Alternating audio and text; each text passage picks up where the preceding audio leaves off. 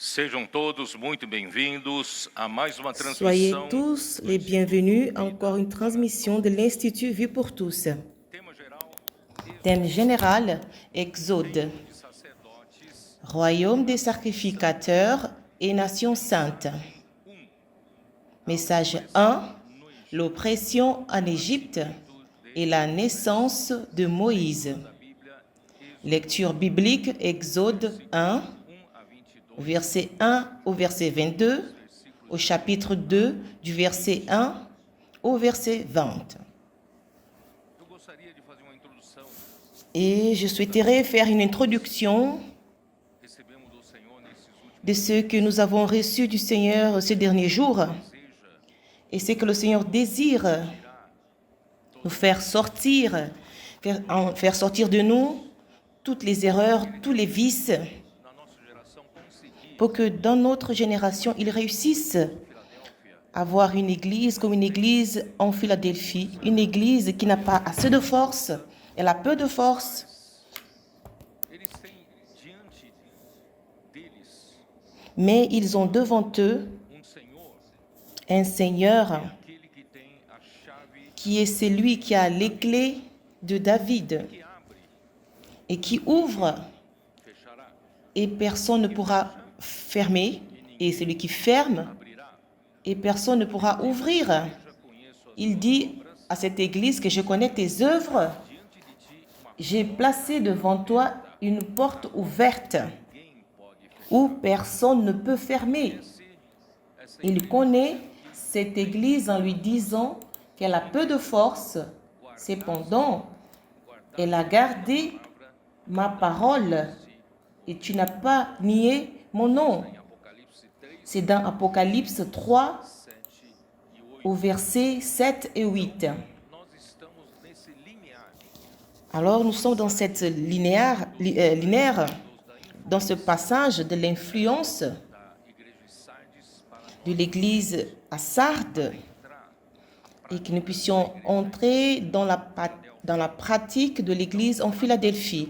Rapidement, je n'ai pas assez de temps parce que ce message d'aujourd'hui, il est très long já partir resumindo et je vais résumer tout le sentiment. uma leitura rápida de Je vais faire 33.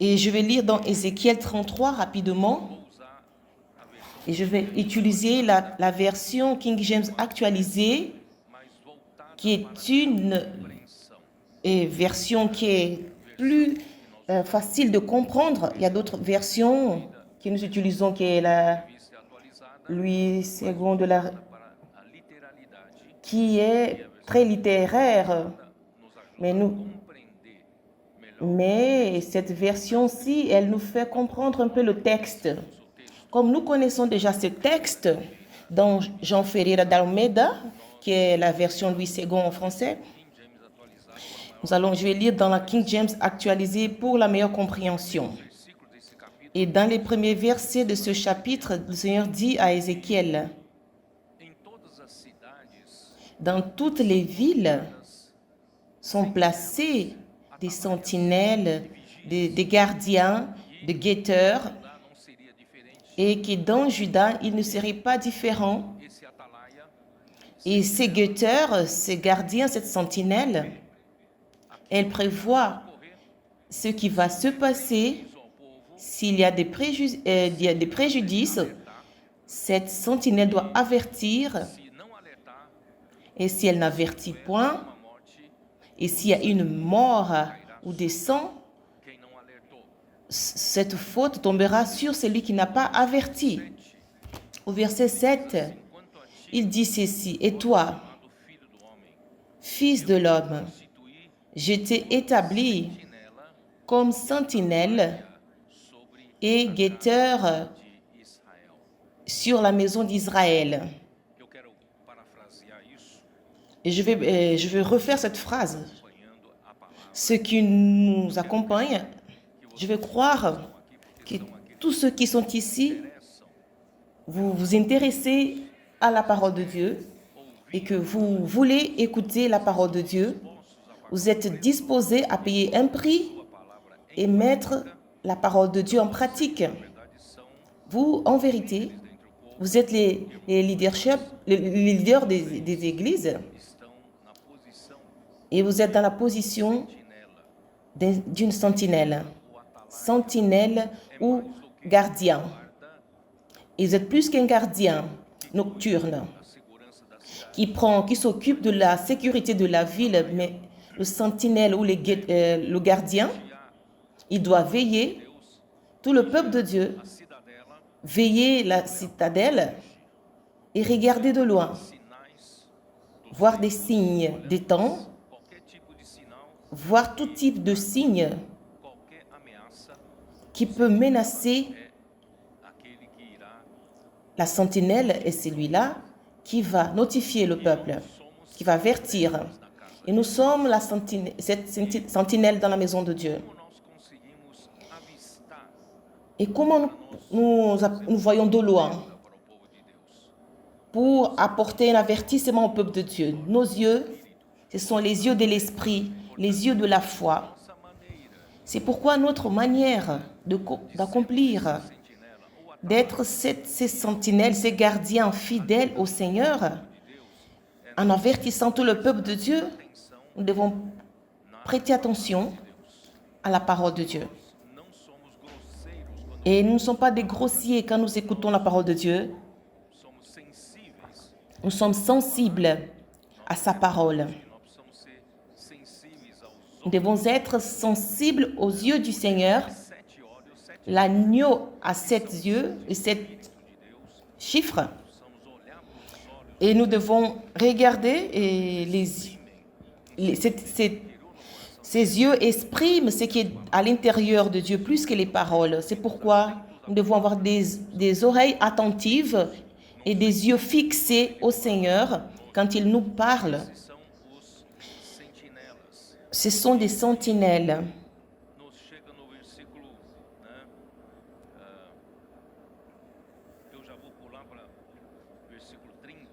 Je vais déjà aller directement au verset 21. Nous montre qu'à Jérusalem, elle est tombée,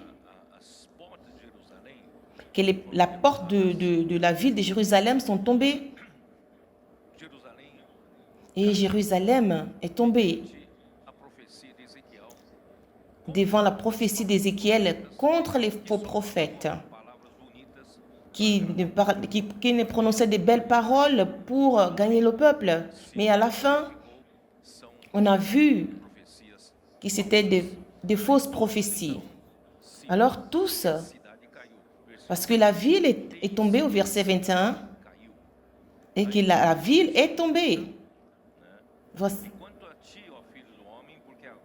Au verset 30 dit ceci, « Et toi, fils de l'homme, que les faux prophètes, ils voulaient plaire au peuple, ils ne parlaient pas de la part de Dieu.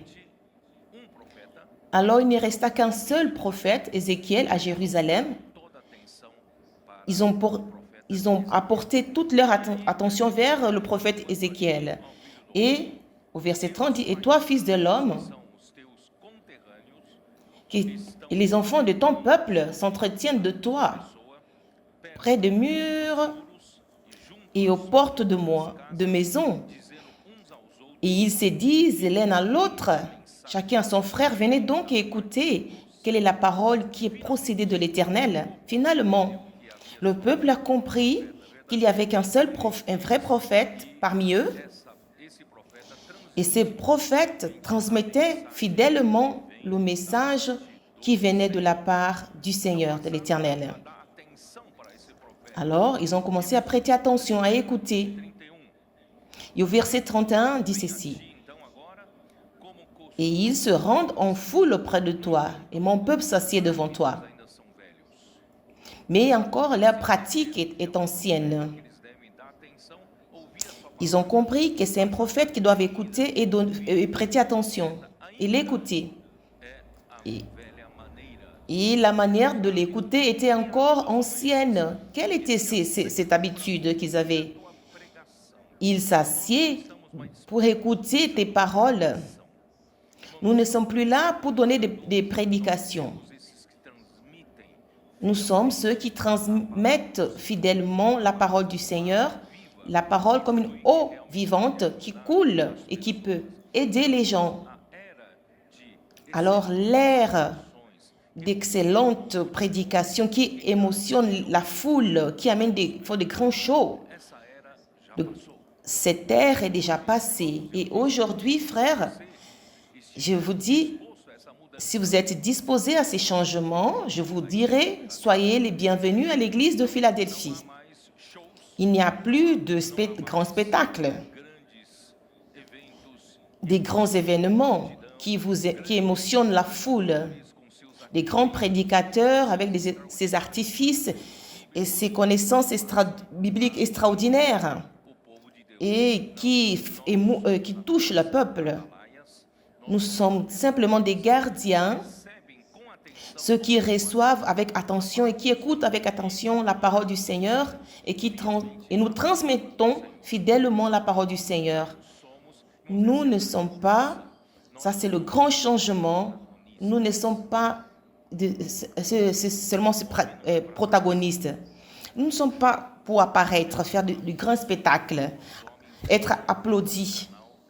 Nous sommes simplement un canal fidèle pour transmettre ce qui est dans le cœur de Dieu au travers de sa parole. La parole, elle va opérer. La parole, c'est elle qui fera son œuvre. C'est la parole qui va actionner l'esprit et qui opérera des miracles et des signes. Des choses surnaturelles vont se passer. Réellement, elles sont en train de se produire parmi nous. Nous allons continuer. Un peuple qui est habitué, qui s'assied mon peuple s'assied devant toi, ils écoutent des paroles, mais ils ne les mettent point en pratique. Ils se mettent devant, nous allons assister avec des pop-corn à la main, nous allons assister Ézéchiel. Mais qui ne mettent point la parole en pratique. Les paroles que le Seigneur nous parle au travers des prophètes, ce n'est pas juste pour vous réjouir, vous les écouter, dire c'est bon, dans le passé, on était très critiques, des critiques par rapport au cinéma, aux prédications, celui qui n'a pas bien parlé. Nous sommes là pour critiquer. Il ne s'agit pas de cela. Un véritable prophète, il doit parler ce qui sort du cœur de Dieu. Dorénavant, nous devons apprendre cela. Écouter et de mettre en pratique. Parfois, nous écoutons beaucoup, mais rien ne change dans votre vie. Et rien ne change dans l'exécution de l'œuvre de Dieu. L'œuvre de Dieu n'avance pas, n'est-ce pas? Maintenant, le Seigneur, il veut faire en sorte que son Église avance. Il veut changer notre attitude par rapport à la parole de Dieu. Ils l'expriment car leur bouche en fait un sujet de moquerie. Et leur cœur se livre à la cupidité. Ils sont inquiets à être des chanteurs agréables. Ils sont là pour plaire le peuple, pour ceux qui leur donnent des abonnés. Le prédicateur, il est inquiet de gagner sa gloire. Non, ce n'est pas cela. Un prophète, il transmet fidèlement la parole qui vient de la bouche de Dieu. Nous ne visons pas des bénéfices, ni des ambitions personnelles, des grandes positions dans l'œuvre du Seigneur dans l'Église. Nous ne cherchons pas des privilèges parmi nous. Nous sommes rien qu'une figure. Nous ne voulons pas être des personnes importantes. Nous ne cherchons pas ce genre de choses. Les prophètes doivent à peine être fidèles de transmettre ce que Dieu lui a permis de. Ce n'est pas être un showman qui fait. C'est quoi un showman? Amir. Vous savez ce que c'est un show? Man, c'est l'homme. L'homme, C'est l'homme, cet homme qui fait le spectacle. Non, ce n'est pas un showman. O protagonismo é a palavra. Le protagoniste, c'est la parole. Ó Senhor Jesus. Por isso ele diz, Seigneur Jésus, il dit ceci. este povo, versículo 32, o profeta Au verset 32, é poeta. voici tu es pour eux comme un chanteur agréable, un poète Para ouvir bom profeta. qui ne veut pas venir dans la réunion pour écouter un bon prophète. Il récite une bonne poésie Acalenta o coração de todos. et qui rafraîchit le cœur de tous. Encore un chanteur romantique. Les couples sortent d'ici en s'embrassant. Frères, Exige-se, ils exigent encore et qu'ils jouent bien de l'instrument. porquanto eles, aonde estou, hein?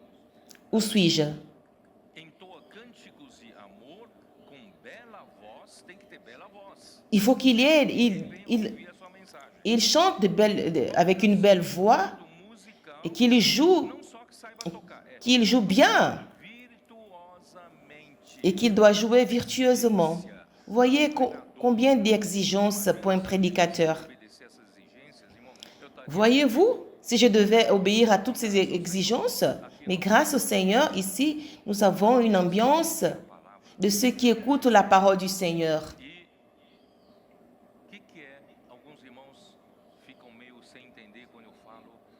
Et souvent, certains frères n'écoutent pas quand je dis que le Seigneur ne veut pas notre saveur, notre assaisonnement régional. Souvent, les frères ne me comprennent pas. Pourquoi Pedro insiste beaucoup là-dessus. Quand nous, les prédicateurs, les prophètes de Dieu, si nous devenons de poètes, des chantres romantiques, Bem instrumento, des chanteurs qui jouent bien des instruments, vous savez ce que ça va produire? Vous imaginez ce que ça donnera? por que às vezes você leva a família para determinado Pourquoi souvent vous amenez votre famille dans un certain restaurant quand vous voulez manger une bonne nourriture? Parce que dans ce restaurant-là, il y a une bonne nourriture. 3 estrelas Michelin, né? Ou peut-être il y a 1, 2, 3 étoiles Michelin. Existe uma concorrência Il y a une concurrence, une dispute de ceux qui font la meilleure nourriture. entre nós. Imaginez s'il y a cette dispute parmi nous. Vous avez déjà remarqué? Si le Seigneur nous conduisait dans ce chemin-là, on va créer des rivalités parmi nous, plus de compétition que de l'harmonie et d'unité. Nossa unidade deve Notre unité, elle doit être produite en la parole de Dieu tout simplement. não é minha habilidade. Ce n'est pas ma capacité, mon éloquence ou habilité, ou parce que je chante bien. C'est la parole. Precisa ganhar o protagonismo entre nós. C'est la parole qui doit être le protagoniste parmi nous. Elle doit être placée, cette parole doit être mise en pratique. Eles ouvem as tuas palavras, Et ils entendent tes paroles, mais ils não colocam em ne les pratiquent nullement pas vidas. dans leur vie. Palavra, irmãos, é L'objectif de la parole, influenciar nossas vidas. cette parole, elle influence notre vie. Être ensemble, notre vie. Être ensemble, l'Église. Elle édifie l'Église. L'Évangile est prêché. Cela est le résultat. Est-ce que vous me comprenez? Nós estamos mais preocupados com Nous sommes plus inquiets avec le poète, avec les chanteurs. preocupados em colocar a palavra de Deus. On ne serait pas préoccupé de mettre la parole de Dieu en pratique et encore dans notre vie. Outra vez, quem tem Je vais mentionner encore ceux qui sont fatigués. Peut-être das mulheres. on a eu le congrès des femmes, O que eu vi d'accord? depois daquilo Et ce que j'ai vu dans cela, c'est le changement das pessoas, dans la vie des couples et des familles. essa palavra Cette parole, elle a touché.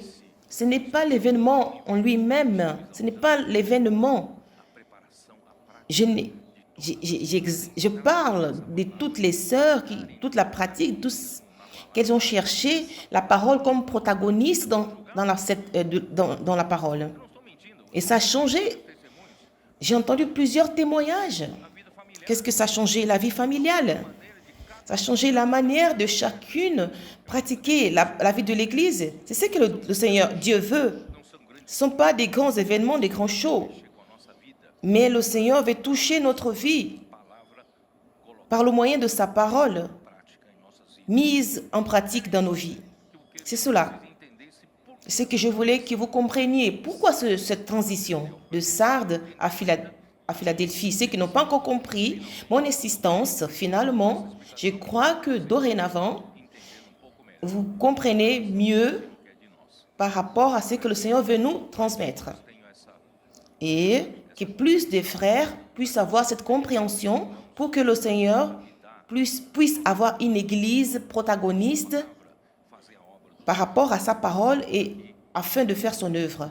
Nous sommes ici comme des instruments. Vamos para Êxodo. Vamos. Allons dans Exode, Seigneur Jésus, Êxodo 1. Exode chapitre 1. Por que eu escolhi o nome Pourquoi j'ai choisi ce titre, sacerdotes Royaume des sacrificateurs et Nation sainte? Et le titre lui-même, Exode, c'est la sortie de l'Égypte. título Si je mettrais un titre équivalent à sortie de l'Égypte, je parlerai d'une manière, j'allais interpréter d'une manière très, très superficielle. Et le fardeau, la charge qu'il y a dans ce livre d'Exode. La sortie, c'est une étape initiale. Alors Dieu, il a fait avec sa main, Dieu, il a placé 10 plaies pour toucher le cœur dur de Pharaon et qui a libéré le peuple pour servir le Seigneur dans le chemin pendant 3 jours vers le désert. se o título dessa conferência, Si le titre término do livro de Êxodo, fosse de cette conférence était à peine la sortie de l'Égypte, principal, on n'aurait pas la partie principale. eu vou dizer para vocês, Je vais vous dire, sempre desejou Dieu a toujours désiré avoir un peuple dizer que é qu'il puisse appeler comme son peuple afin de faire sa volonté. Un peuple qui obéisse à sa parole et qui soit un instrument vontade. pour que Dieu fasse sa volonté. Je vais commencer à vous dire, je vais vous poser la question. Quantos eram da família de Jacó Combien il y avait de la famille de Jacob ao Egito? quand ils sont allés en Égypte? Combien ils étaient? 70 personnes. 66 Ou 66 sont ceux qui sont descendus Jacó, avec Jacob, en ajoutant plus 4, Jacob, Joseph, ses 2 fils, 66 plus 4, 70. Alors, sangue de Jacó, ceux qui ont le sang de Jacob étaient 70 personnes. Les femmes que chaque fils ont pris, elles n'ont pas été comptées parce qu'elles n'avaient pas le sang de Jacob. La famille était considérée ceux qui avaient le sang de Jacob. C'était 70 personnes. pergunto para vocês. Como fazer Comment faire 70 pessoas uma nação? de 70 personnes une nation? De 70 pessoas Comment faire sortir de 70 personnes un peuple? de Deus. Un peuple de Dieu. Deus precisava o quê? Alors, qu'est-ce que Dieu avait besoin? Il avait besoin de multiplier ce peuple. D'accord? Il avait besoin de faire en sorte, De Deus ser avec la bénédiction de Dieu, les rendre féconds, les multiplier. lugar, comer Il devait être encore manger de bonnes choses, du meilleur, pour qu'il soit un peuple fort. conseguiu através de José. Et Dieu a fait cela à partir de Joseph. Acolheu Joseph, sua família, 70 pessoas, il a reçu, na melhor terra do Egito, na terra de et dans la terre d'Égypte, dans le pays de Gozen. Alors les Hébreux sont allés dans cette région, ils ont grandi, tous sains, forts, Rosado, et de visage rosé. né? Ninguém, Personne n'était maigre, personne. Tous étaient bien nourris e fertilidade. et fertiles, féconds. São a saúde Vous savez que la bonne santé apporte la fertilité. 70 pessoas, Et de ces 70 personnes, le Seigneur, il a multiplié au point d'avoir une nation, vocês imaginam? d'avoir un royaume. Imaginez-vous, Tá pensando nisso, né? vous n'avez jamais pensé à cela? Je vous pose la question. Abraão, Isaac e Jacó Abraham, Isaac et Jacob, tinham uma terra, ils avaient un pays pour développer Canaã, leurs descendants à Canaan. peregrinos. Ils étaient des pèlerins. Ils étaient des pèlerins, n'est-ce pas? Único lugar, Le seul endroit que, se lhe permitiu se instalar, se estabelecer. qui leur avait été permis de s'installer. Vous vous rappelez de l'histoire?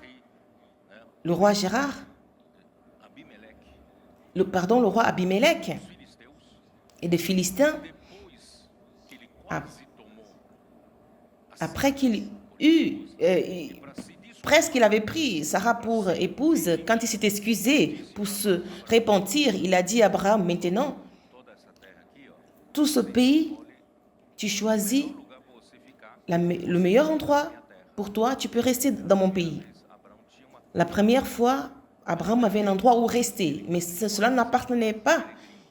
Il n'était que pèlerin. Et je vous pose la question. Imaginez, Abimelec, Abimelech, povoar, receber 70 pessoas, il a peuplé pour recevoir 70 personnes. Avec son bétail et ses troupeaux, il avait besoin d'un grand territoire. 70 pessoas. Pour recevoir 110 personnes, c'est une chose. Esse povo se tornar em Et quand ce peuple deviendrait 2 millions de personnes, os filisteus vão permitir que ficassem ali? vous allez penser que les Philistins allaient permettre qu'il y restât, personne n'allait les recevoir. Voyez la grande main. Le Seigneur est très sage.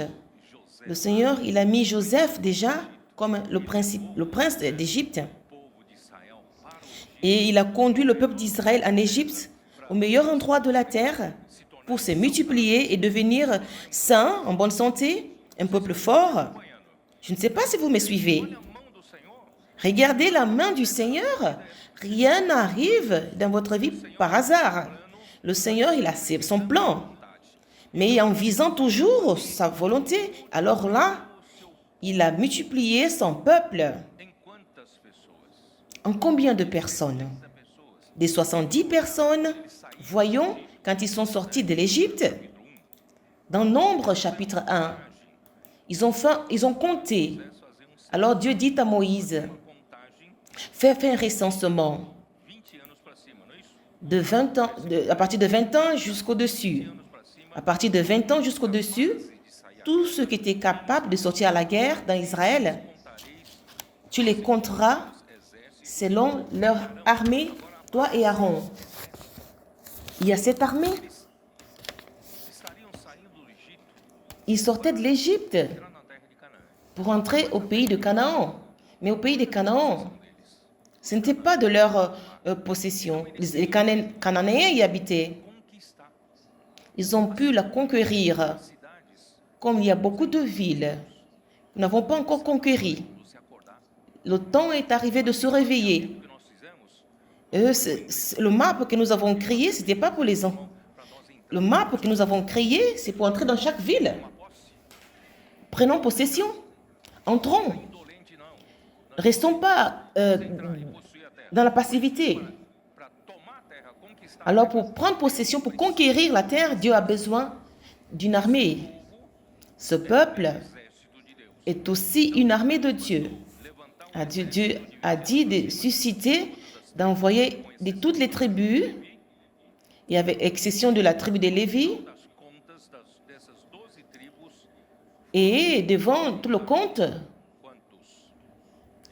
combien ont été comptés? 4 Il y avait 44, foram au verset 44. contados por Moisés e Arão, e os príncipes Tels sont ceux dont le dénombrement fut fait par Moïse et Aaron et par les 12 hommes. Il y avait des hommes pour le dénombrement. Ils étaient de la maison de leur père.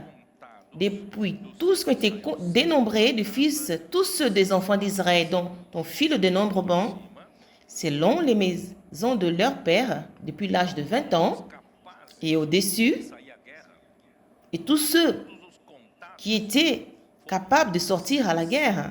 12.000 Tous ceux dont il fit le dénombrement furent 603 550 personnes comme une armée.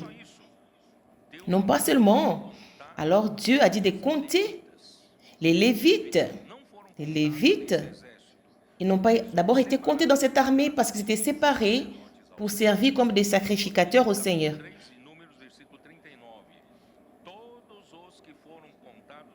Nombre 3, 39, ils étaient comptés pour le mandat du Seigneur selon leur famille, tout homme d'1 mois.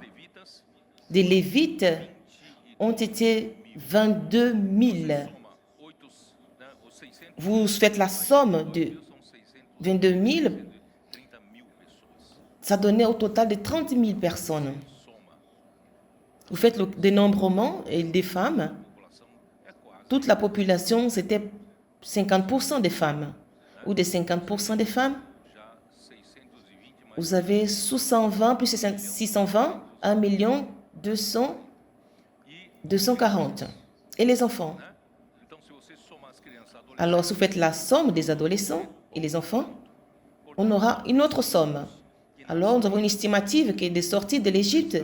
Le peuple était déjà au nombre de approximativement 2 millions de personnes. Tout ça pendant une durée de 215 ans. 215 ans.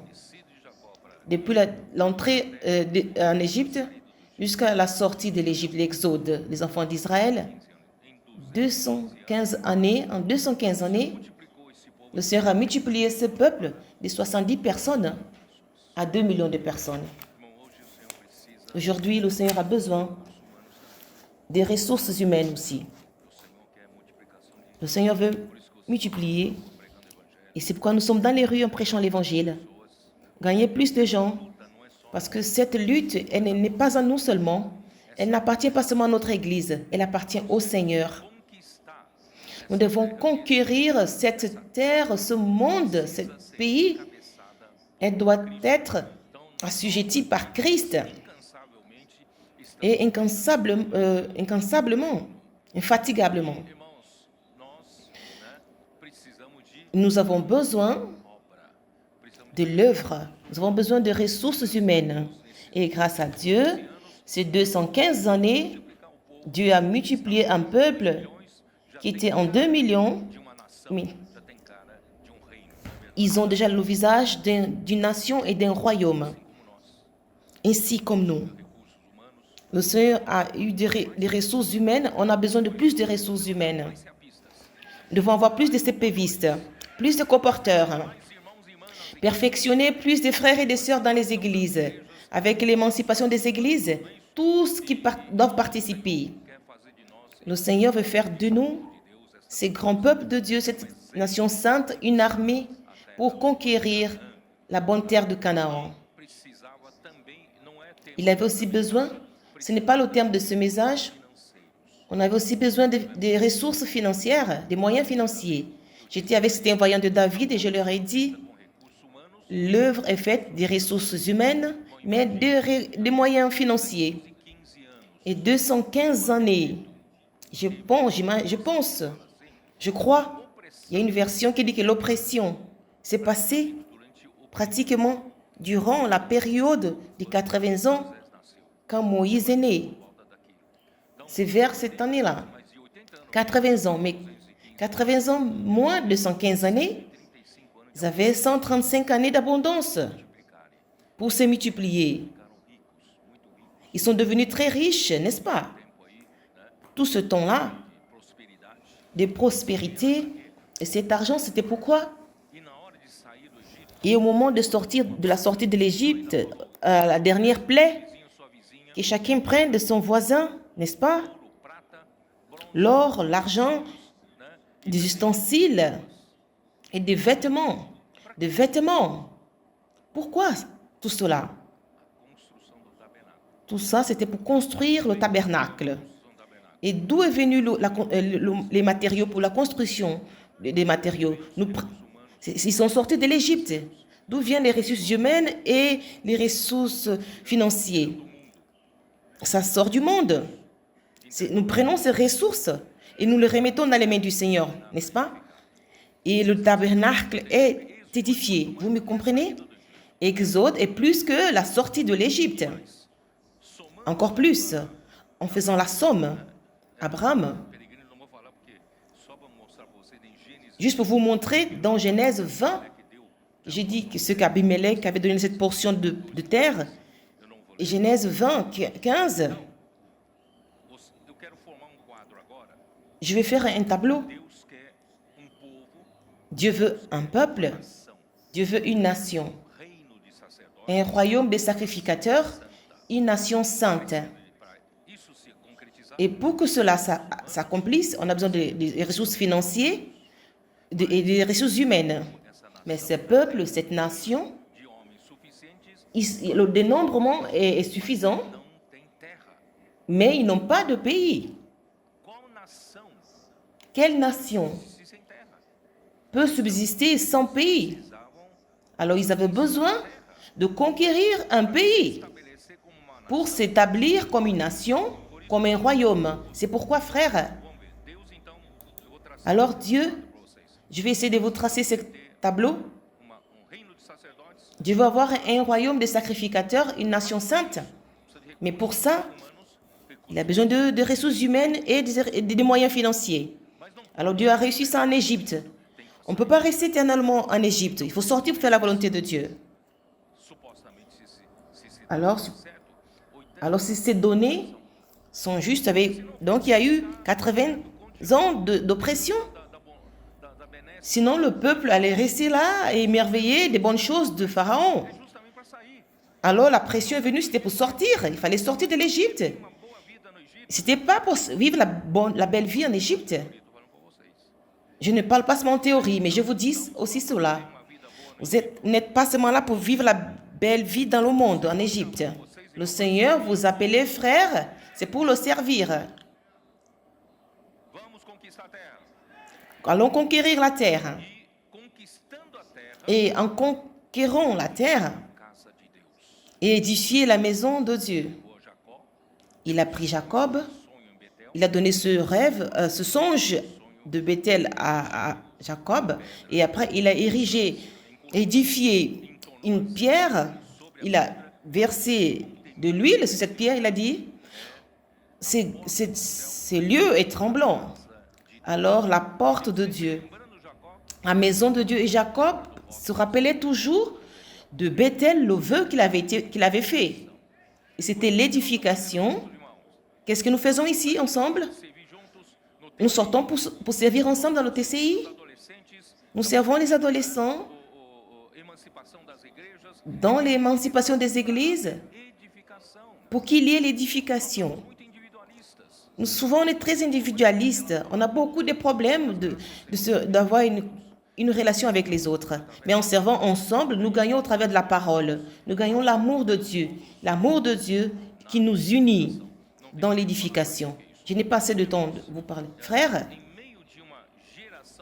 et au milieu d'une génération idolâtre, Dieu a trouvé celui qui était l'unique quand il a appelé, il a béni, il a multiplié. Allons dans Ésaïe 51. Vous êtes un peu fatigué et je vous parle de cela. Je ne me fatigue pas de lire cela. Ésaïe 51, verset 2. Qu'est-ce qu'il est dit?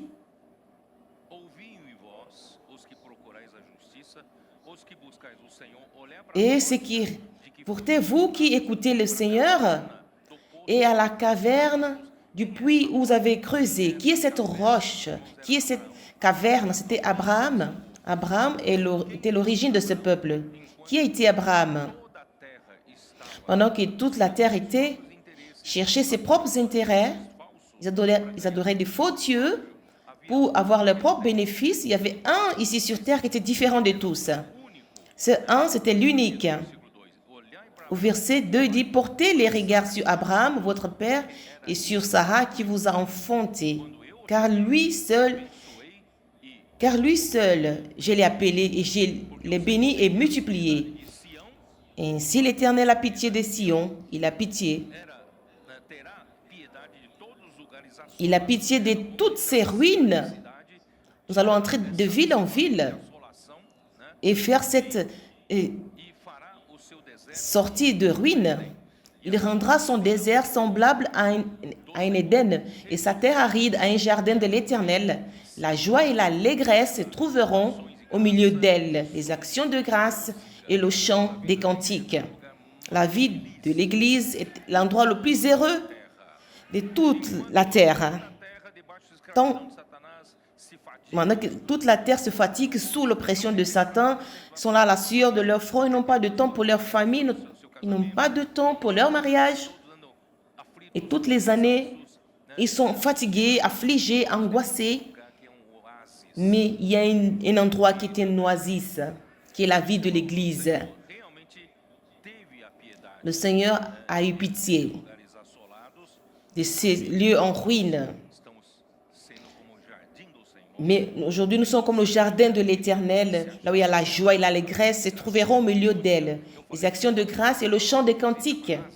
Dans notre visite en Asie, mes frères, les Coréens du Sud, ils courent beaucoup pour bien s'en sortir dans la vie. Les Japonais bien centrés, tout le monde focalisé, discipliné, mais vous ne voyez pas la joie sur leur visage. Apportons-leur cette joie dans toute la terre. Et la vie de l'Église est cet endroit. Alors Dieu a montré à Jacob la vision de Bethel et qu'il serait une colonne pour l'édification de la maison de Dieu. C'est pourquoi il avait besoin d'être transformé. Personne au naturel ne peut édifier la maison de Dieu. C'est pourquoi, bien-aimés, ne vous plaignez pas quand Dieu vous fait traverser pour des situations, des souffrances. Le Seigneur veut vous transformer en un bon matériel pour l'édification, comme cela s'est passé avec Jacob. À cause de la faim, ils ont vaincu l'Égypte, ils ont survécu. Mais Dieu voulait qu'ils se multipliaient, qu'ils devenaient un grand peuple. Cependant, dans le livre de la Genèse, termine avec la mort de Joseph et avec un nouveau cercueil en Égypte. Voyons ici. Dans la Genèse 49,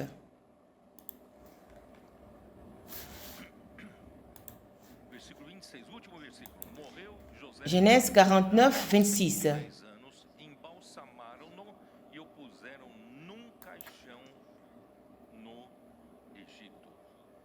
Les bénédictions de ton père s'élevèrent au-dessus, ils l'ont mis sur des cercueils. Apparemment, c'est fini. Et l'espérance, c'est pourquoi Jacob a dit à ses enfants, Joseph a aussi dit à ses enfants, vous ne resterez pas ici. Au temps sûr, nous allons repartir au pays de la promesse que Dieu a donné à nos pères. Ici, ce n'est pas notre place définitive. Ici, je deviendrai quelqu'un qui est dans le cercueil jusqu'à la cime. Mais Dieu veut faire de vous un peuple fort. Dieu veut vous transformer. Il veut multiplier le nombre. Et il veut avoir des moyens financiers pour faire sortir d'ici et pour l'édification de la maison de Dieu. Et cela nous montre que le peuple appelé et choisi devait être dans une situation de mort en Égypte. La situation en Égypte, malgré qu'elle était en abondance, ce n'était pas une situation de vie. Ils étaient dans une situation de mort. Je parle un peu de l'Égypte.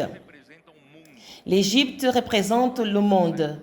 L'histoire de Joseph nous révèle, sur un autre angle, comment le monde rend esclave l'humanité par la survie. Le monde enlève tout l'argent, usurpe l'homme, son bétail et son troupeau, et son pays, et à la fin il rend l'homme esclave. C'est où? Dans Genèse 47, le peuple, pour survivre, ils ont dépensé tout leur argent. Quand l'argent était fini, qu'est-ce qu'ils ont fait? Ils ont vendu tout leur bétail, tous les troupeaux. Ils ont vendu même leurs terres. Et à la fin, ils n'avaient plus de quoi vivre. Ils se sont asservis eux-mêmes comme esclaves. Cela typifie le monde. Le monde que vous trouvez beau, avec des montres Rolex, Hein, ce rêve d'avoir des produits de luxe. Frère, tout ça, tudo isso é meramente uma ilusão. uniquement une illusion pour vous rendre esclave, pour vous assujettir. Você vai investir todo o seu dinheiro no mundo, Vous allez investir tout votre argent dans le monde, apparemment. patrimônio. Vous aurez plus de patrimoine. Mais je vous pose la question. Você tem? Vous avez ce patrimoine? Vous pensez que vous l'avez? Non? Não está em suas mãos. Ce n'est pas entre vos mains. Frère, Temos que perceber nous devons voir tudo isso para que le monde fait tout ça pour que nous courons derrière le succès, derrière l'argent, derrière ces produits de luxe, avoir une belle vie. Et tout cela nous vise à nous conduire dans l'esclavage, pour ne pas avoir du temps pour servir le Seigneur. Então vamos cuidar disso. Alors prenons soin. 2 mostra pouco mais Dans Éphésiens 2, nous montre un peu. Voyons dans Éphésiens 2, qui nous montre un peu cela. Au verset 1, il vous a donné la vie. estando vós mortos. Vous étiez morts dans vos péchés. Parece que nós estamos vivos aqui no mundo, né? C'est comme si nous étions vivants ici dans ce monde. Tantas coisas desse mundo, mas nós estamos mortos. Nous sommes morts dans nos offenses et nos péchés. Andastes outrora, Et qu'on marchait autrefois. o curso Selon le cours de ce monde, sujeitos ao tous sont assujettis au cours de ce monde. Vous savez ce que c'est que le cours de ce monde?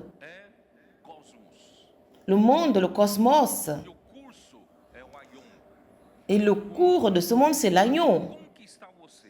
E Pour qu'il puisse vous conquérir a sua escravidão, et maintenir son esclavage, de temps en temps, il doit inventer la mode, quelque chose de nouveau. De nouveaux sacs, des cosmétiques, de montres, de voitures. o seu celular está em que edição? Votre cellulaire est déjà dans quelle édition? Ah bon? Se for jovem C'est un jeune? C'est vos parents qui souffrent? pedindo pro seu pai, Parce que vous demandez à votre père. ele morre de trabalhar para poder. Il travaille dur pour vous donner un cellulaire. Frère, Ele tem ce monde, il a ses haillons, comme des ondes. De temps en temps, il y a une onde qui vient et vous êtes fasciné avec cette modernité, avec des choses actuelles. Vous voulez la voir, tout le monde en a. Mes collègues en ont. Moi aussi, je le veux, maman, papa, je veux aussi en avoir. escraviza você, Et ça vous rend esclave au travers de tout ça. Senhor Jesus. Seigneur Jésus, Quem controla o mundo?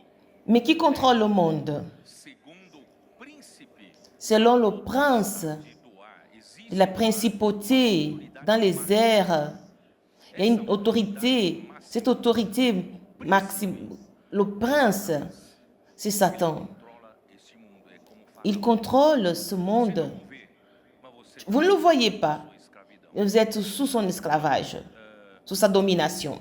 Entre os, bom, e do espírito que agora atua nos Et cet esprit qui agit dans les enfants de la désobéissance, cela conduit l'homme à être désobéissant à Dieu. Je peux prier pour vous, j'ai pas assez de temps. J'ai beaucoup de choses à faire. do pecado. Tous esclaves du péché. Mais si vous le présentez, le site de l'IVPT, peut-être ça peut changer leur vie, ça peut... Trabalho é sério, Ils vont voir que c'est un travail sérieux. meu trabalho. Eu preciso voltar Je dois revenir à Dieu. Je suis tellement esclave, me voltar para o Senhor. je dois revenir au Seigneur. Faites cela. Então, ó Senhor Jesus. Seigneur Jésus. E Deus então não chamou Abraão para Et Dieu a appelé Abraham. Il n'a pas appelé pour que sa descendance demeure en Égypte comme esclave. ele Il a son plan. só dele Il veut un peuple qui para ser a sua. lui appartienne pour être son habitation et y assujettir toute la terre. Então, essa é a nossa luta aqui Celle-ci est notre lutte ici tem que sur terre. ser sobre essa escravidão. Ce message doit vous avertir sur cet esclavage que vous ne voyez pas. Satanás mantém Quel est l'objectif de Satan? C'est vous maintenir loin de Dieu. para Deus. Tu n'as pas de temps pour Dieu. Luta do Alors, ma grande lutte, la lutte du Seigneur avec les vaillants de David, c'est ça. Senhor nous vous attirons vers le Seigneur, mais vous voulez servir l'Égypte. Beaucoup de responsabilités. Como é que chama aquela Comment on appelle ça? cabo de guerra, né? Daqui Hein? quer puxar vocês, Dieu vous tire vers ici, mais le monde vous tire de retour.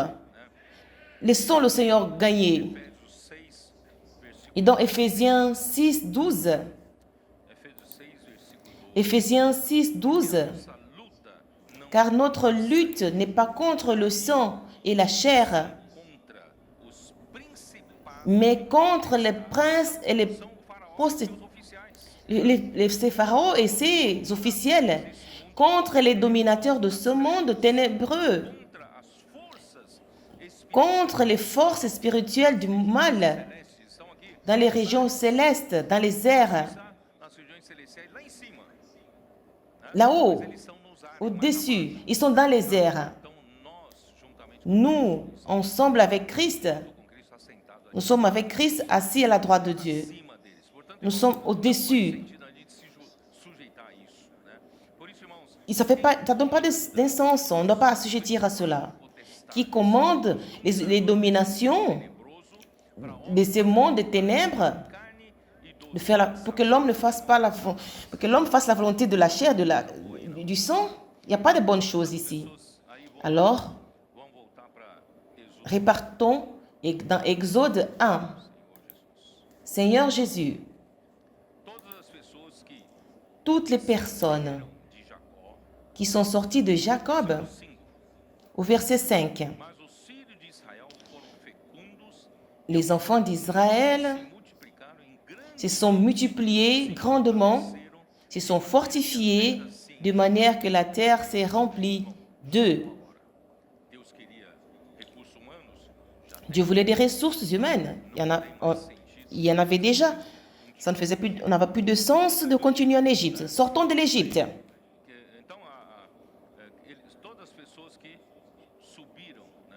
Tous ceux qui sont sortis, 30 pessoas, como c'était 70 personnes, quand je vous ai dit. faleceu José e todos seus irmãos, Joseph et tous ses frères et toute cette génération, au verset 6, au verset 5. depois que descenderam de Jacó, Tous ceux qui sont sortis de Jacob, sont issus de Jacob, étaient 70. En tout, Joseph était alors en Égypte. Joseph mourut, ainsi que tous ses frères et toute cette génération-là. mas os filhos Mais les enfants d'Israël furent féconds et multiplièrent, ils s'accrurent et devinrent de plus en plus puissants. Et le pays en fut rempli.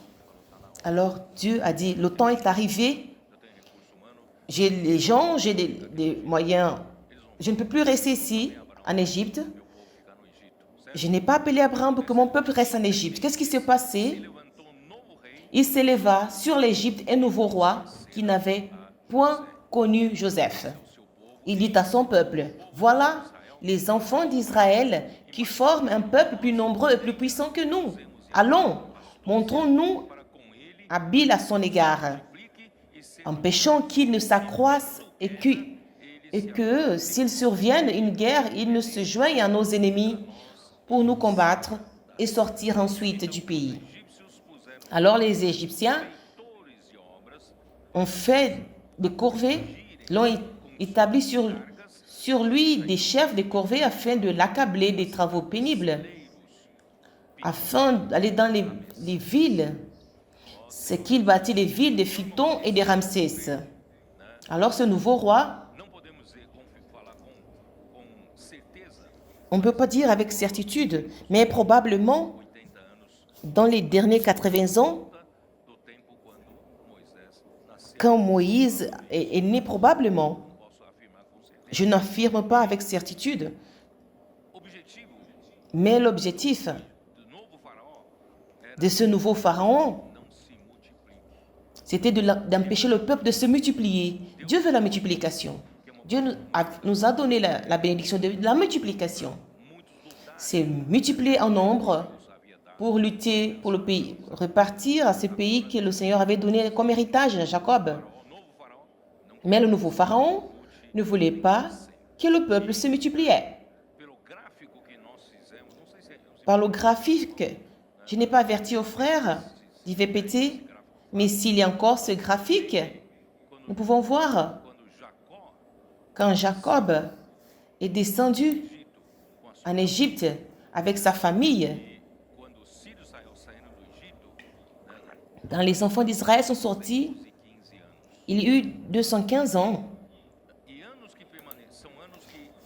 Ce sont des années que les enfants d'Israël, 215 ans, ils ont demeuré en Égypte.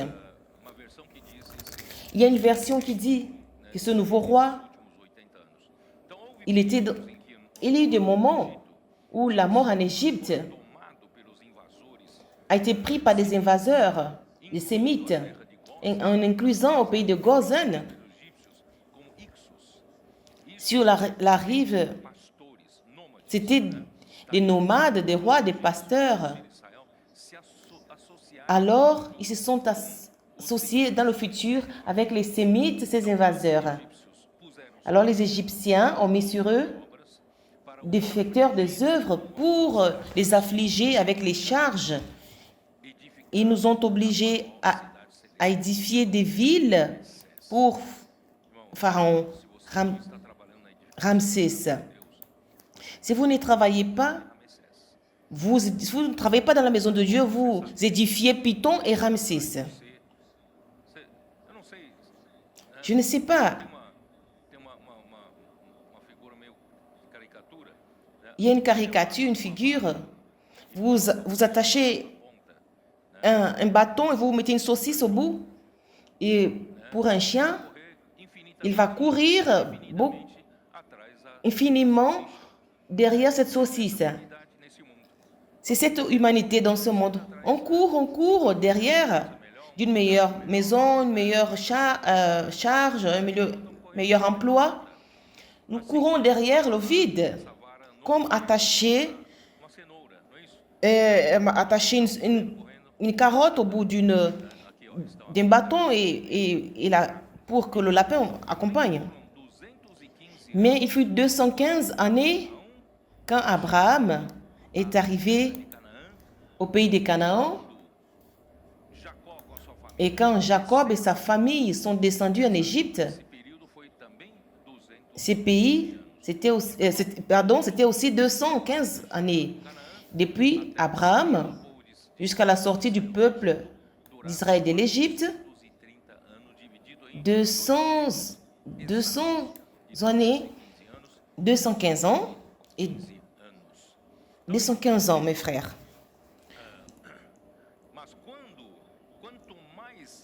Mais plus le peuple était affligé, plus ils se multiplièrent, plus ils se répandaient de manière que les Égyptiens, ils s'inquiétèrent à cause de la multiplication des enfants d'Israël. Il a rendu leur vie avec dans de l'argile, dans tous les travaux en argile. Ils leur rendirent la vie amère par des rudes travaux en argile et en briques et par tous les ouvrages des champs. Et c'était avec cruauté qu'ils leur imposèrent toutes les charges. Ne tombez pas dans cette charge. Je vais servir le Seigneur. Et si je n'accomplis pas le Seigneur, je serai renvoyé du travail. J'ai gagné un bon salaire. Je dois être fidèle. Sinon, on va me renvoyer. Ne vous inquiétez pas. Dieu est fidèle. Si tu prends une décision, sinon tu ne sortiras jamais. Mais si vous prenez une décision par la foi, je j'irai par la foi. Je vais commencer à suivre de près. Je vais accompagner. Je vais commencer à servir le Seigneur. Par la force, je vais servir le Seigneur. Le frère a dit, il nous a rendu témoignage. Plus quelqu'un vous dit non, mais vous allez le faire de force. Il dit, Seigneur, par la foi, je vais servir le Seigneur. Oh Seigneur Jésus. Alors arrêtez de rester comme des Pythons et de Ramsès. Seigneur Jésus. Alors Dieu utilise des pierres pour sa construction. Au verset 14, ils ont fait leur vie de l'argile avec tous les travaux Au verset 14, ils leur rendirent la vie amère par des travaux argile en briques. C'était une cruauté. Leur construction était faite des briques. La maison de Dieu est faite avec des pierres, qui sont des pierres vivantes, des pierres qui vivent, comme Christ est la pierre vivante. Nous sommes des pierres remplies de vie. Elles sont produites. Vous voulez voir? Voyons le verset. 1 Roi 6, 7. Seigneur Jésus.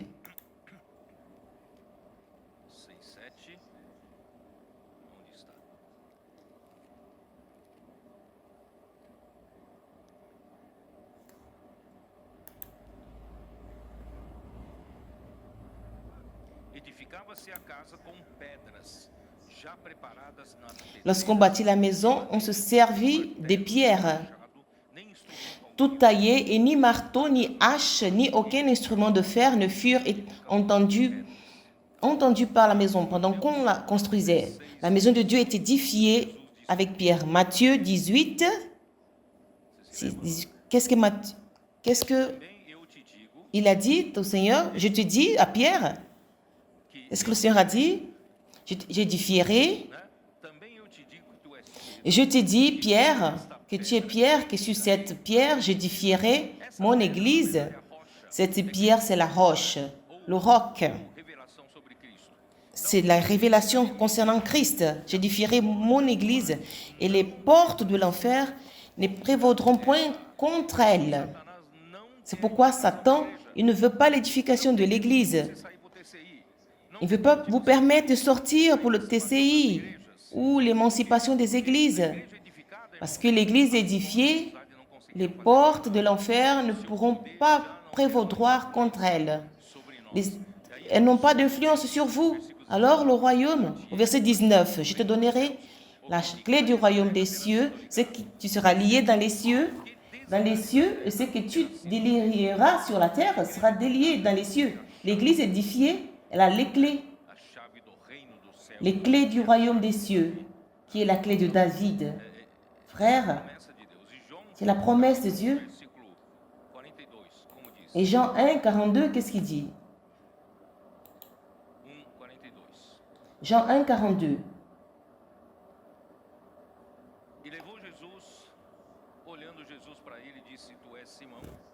Et il le conduisit vers Jésus, l'ayant regardé, dit, tu es Simon, fils de Jonas, tu seras appelé Céphas, ce qui signifie Pierre, de Pierre,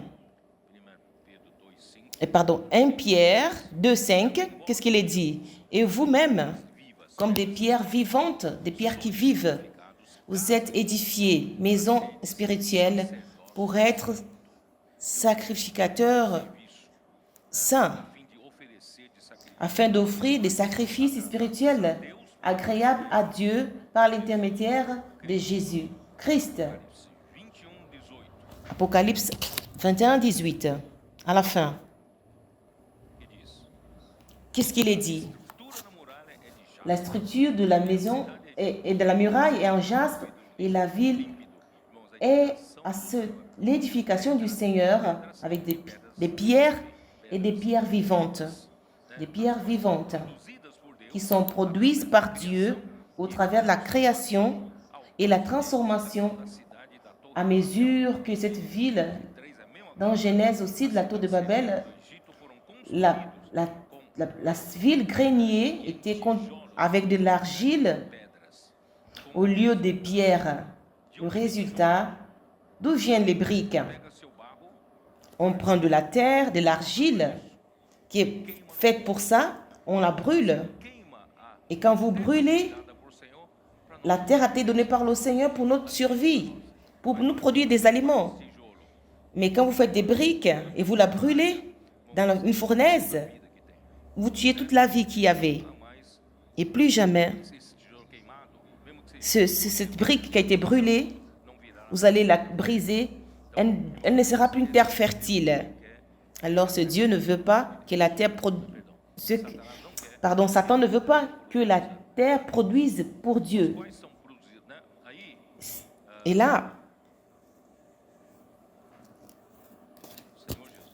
Seigneur Jésus, la tyrannie de l'Égypte a rendu amère la vie des fils d'Israël avec toutes sortes de travail. Le roi d'Égypte donne des ordres aux sages femmes hébreux pour tuer.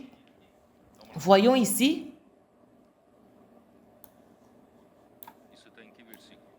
C'est dans quel verset?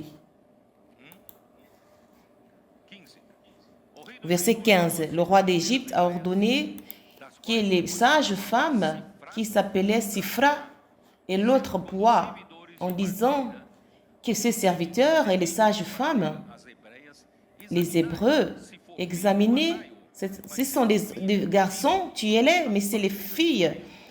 Faites-les vivre. Elles ont craint l'Éternel et n'ont pas fait comme il a été ordonné, comme il était les imposé. Alors le roi d'Égypte appelait les sages-femmes et dit, pourquoi avez-vous fait cela? Mais les sages-femmes craignirent. C'est que les sages-femmes, elles ne sont pas comme les Égyptes, elles sont fortes.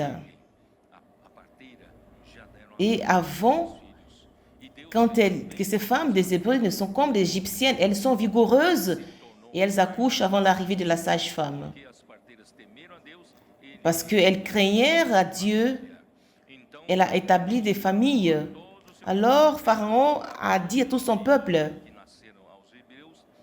tous les enfants des Hébreux, il faut les jeter dans l'eau nulle, mais toutes les filles, laissez-la vivre. Ce fut un prétexte pour que les sages-femmes ne tuent pas les garçons, mais c'était une réalité. Les Hébreux étaient plus forts. Les femmes hébreux étaient... Parce qu'ils ont vécu beaucoup des années d'abondance. C'est le Seigneur qui a fait tout ça. Alors, il a eu la naissance de Moïse. Au chapitre 2, verset 1, un homme de la maison de Lévi avait pris pour femme une fille de Lévi. Cette femme devait enceinte et enfanta un fils. Elle vit qu'il était beau et elle le cacha pendant 3 mois. Ne pouvant plus le cacher, elle prit une caisse de jonc qu'elle enduisit de bitume et de pois. Elle y mit l'enfant et le déposa parmi les rousseaux sur le bord du fleuve avec du jonc. La sœur de l'enfant s'étint à quelque distance pour savoir ce qui lui arrivait. Elle est restée de loin. Et la fille de Pharaon descendit au fleuve pour se baigner et ses compagnes se promenèrent le long du fleuve. Elle aperçut la caisse au milieu des rousseaux et elle envoya sa servante pour la prendre. Elle l'ouvrit et vit l'enfant. C'était un petit garçon qui pleurait. Elle en eut pitié et elle dit, « C'est un enfant des Hébreux. » Alors la sœur de l'enfant dit à la fille de Pharaon, « Veux-tu que j'aille te chercher une nourrice parmi les femmes des Hébreux pour allaiter cet enfant? » Va, lui répondit la fille de Pharaon. Et la jeune fille alla chercher la mère de l'enfant. La fille de Pharaon lui dit, « Emporte cet enfant et allaite-le-moi, je te donnerai ton salaire. » La femme prit l'enfant et l'allaita. Quand il eut grandi, elle l'amena à la fille de Pharaon et il lui fut pour comme un fils et lui donna le nom de Moïse. Car, dit-elle, je l'ai retiré des eaux. Celle-ci est l'histoire. C'est l'histoire de la naissance de Moïse. Et selon, pour que vous ayez une idée des âges, selon une des pesquises de Roeder Rees, Myriam est née au l'an et Moïse en 1520. La différence d'âge entre Myriam et son frère serait de 5 ans. Et Aaron et Moïse seraient de 3 ans. C'est pour vous que vous voyez seulement. Rien n'était que de coïncidence. Alors, le Seigneur a préparé 3 femmes pour préserver la vie de Moïse. Celle qui a fait sortir de l'Égypte, sa mère et sa sœur et la fille de Pharaon. Voyez l'importance des femmes. Ne méprisez pas les femmes. Les femmes sont utilisées pour la conservation de la vie. Alors Dieu a préparé l'heure exacte pour que la fille de Pharaon descende dans le fleuve. Elle a eu pitié de l'enfant quand elle a vu cet enfant d'Hébreu. Il était important que la fille de Pharaon puisse l'adopter avec la meilleure éducation de l'Égypte comme préparation pour être leader du peuple, pour faire sortir le peuple de l'Égypte et le conduire dans le désert. Il devait être bien préparé. Alors, Dieu a préparé deux ambiances. Nous voyons dans Actes 7, Actes chapitre 7, Acte 7, verset 17.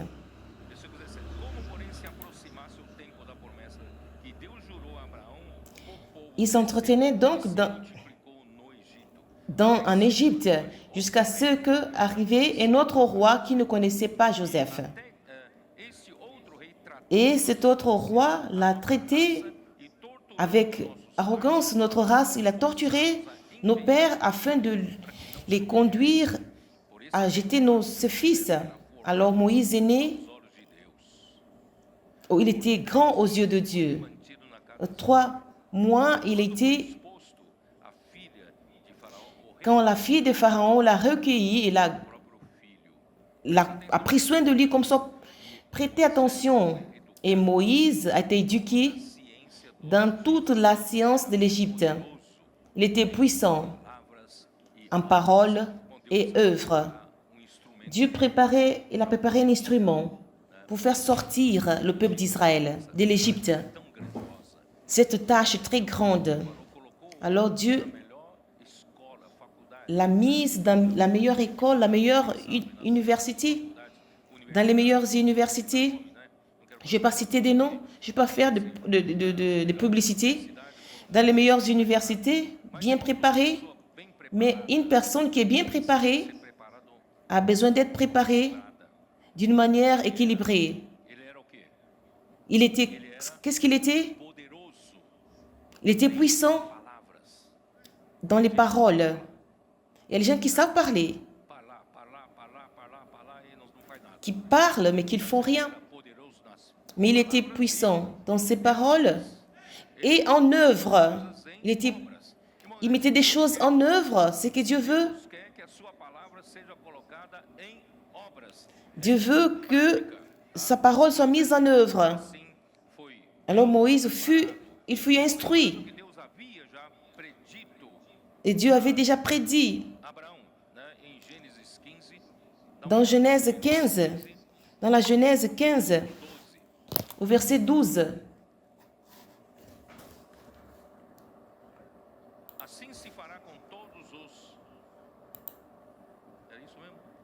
Est-ce que c'est cela?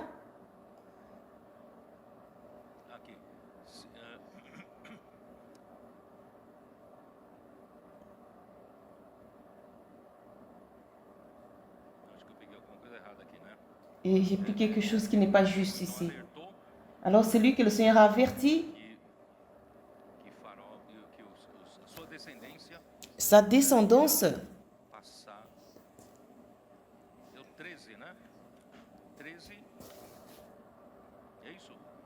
est-ce que c'est cela?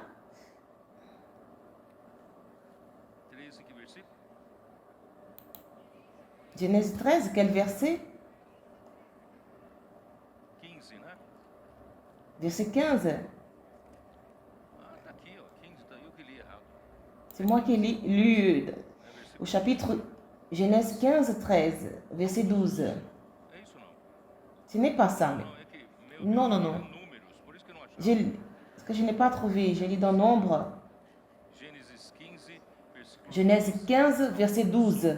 Au coucher du soleil, un profond sommeil tomba sur Abraham, et voici une frayeur et une grande obscurité vinrent l'assaillir. Et l'Éternel dit à Abraham, sache que tes descendants seront étrangers dans un pays qui ne sera point à eux. Ils seront asservis et on les opprimera pendant pendant 400 ans, eu julgarei mais je jugerai la nation à laquelle ils seront asservis. Ils sortiront ensuite avec des grandes richesses. Foi lembrando então todos Je vous... 215 anos. Et 215 années, Amém. Espero ter ajudado. Amen. J'espère que je vous ai aidé. Amen.